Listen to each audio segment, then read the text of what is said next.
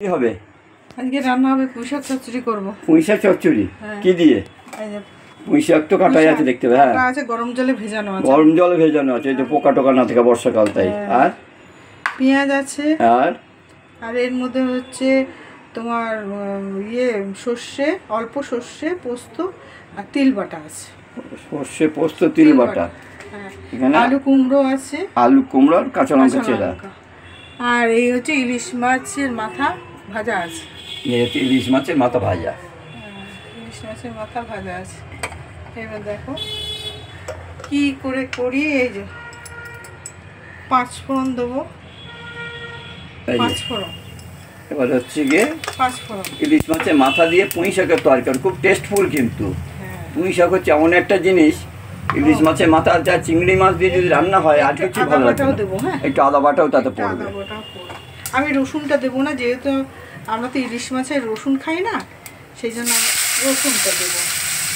ইলিশ মাছ হচ্ছে এমন একটা জিনিস, ইলিশ মাছ, পুঁই শাক আর ইলিশ মাছ আর চিংড়ি মাছ এমন একটা জিনিস, এত টেস্টি যে কোনো কিছু খাওয়া যাবে না, ওটা পরে আর কোনো কিছু ভালো লাগবে না। সেখানে ডাল আর পুঁই শাকের তরকারি হলেই খাওয়া হয়ে যাবে। আর যদি কিছু একটা থেকে গেলে তো কোনো কথাই নেই। কেন পুঁই শাক সবসময় খুব টেস্টি, কিন্তু পুঁই শাক আবার অনেকে ভালো খায় না, ভালো নেয় না আর কি। যাদের পাইলস আছে তাদের তো একদম পুঁই শাকের ধারে যাওয়া উচিত না। আমার তো এখন মোটামুটি অসুবিধা হয় না, সেটা তো অপারেশন হয়ে গেছে বলে তাই। যাদের পাইলস থাকে তাদের পুঁই শাকের ধারে যাওয়া উচিত না।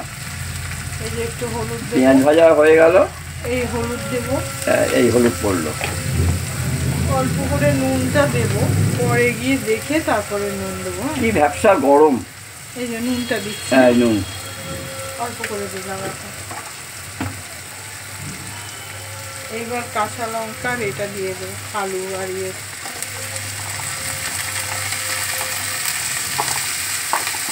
সকালে দেখলাম বেশ দুর্দান্ত রোদ্দুর ওঠে, পরে দিকে আর বোঝা যায় না।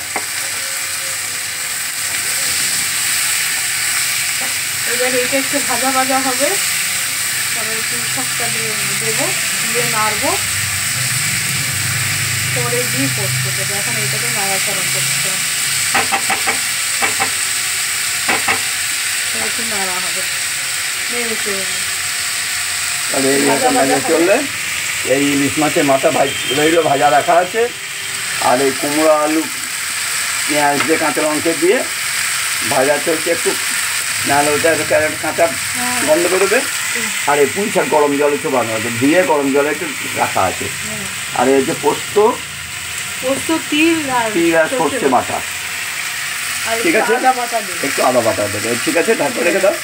আস্তে আস্তে কি হলো এটা আজকে? এটা হলো পুঁই শাক চচ্চড়ি। হ্যাঁ, ইলিশ মাছের মাথা দিয়ে পুঁই শাক চচ্চড়ি, ইলিশ মাছের মাথা দিয়ে। এর মধ্যে একটু আদা বাটা দিয়েছি, পেঁয়াজ দিয়েছি, আর একটু তিল বাটা, পোস্ত বাটা আর সর্ষে বাটা অল্প দিয়ে রেডি। একটু নুন, অনেকে মেঘ ডাকছে, ওটা কিচ্ছু না, মেঘ ডাকছে। এই যে একটু কাঁচা সর্ষের তেল দেবো। হ্যাঁ, এটা সর্ষের তেলটা এইতে করে রাখা কেন? এটা ঘানির সর্ষের তেল, ঘানির থেকে আনা। ও, ঘানির থেকে নিয়ে আসা? হ্যাঁ, থেকে নিয়ে আসা। এটা আলাদা করে রেখে দিই এইসব হলে আলু ভাতে এইসবের মাখার জন্য। মানে যেখানে কাঁচা সর্ষের তেল দেওয়ার ব্যাপার, ওই ঘানির তেলটা ব্যবহার হয়। সেই তেলটা ব্যবহার করি। এই যে ইলিশ মাছের মাথা দিয়ে এইভাবে করে একটু করে দেখবেন, আমি আমার মতন করে করি। হ্যাঁ, একটু করে দেখবেন, দারুণ হয় খেতে, দারুণ। একটু তিল বাটা তো অবশ্যই দেবেন, তিল বাটা, সর্ষে পোস্ত আর সাদা তিল বাটা। হ্যাঁ, সাদা তিল বাটা, দারুণ টেস্ট। আর পুঁই শাকের ইলিশ মাছের মাথা দিয়ে বা চিংড়ি মাছ দিয়ে পুঁই শাকের তরকারি, মানে মাংস হচ্ছে ভালো খেতে, খুব টেস্টি। এই ভালো লাগলে like, share, subscribe, follow please একটু করে দেবেন যদি ভালো লাগে। এইভাবে একটু করে দেখবেন, পুঁই শাক চচ্চড়ি ভালো হয় খেতে। আমরা খাই, এরকম করেই খাই, ভালো খায় আর কি, সবাই খায়। ঠিক আছে, নমস্কার, নামিয়ে নাও, হয়ে গেছে। হ্যাঁ।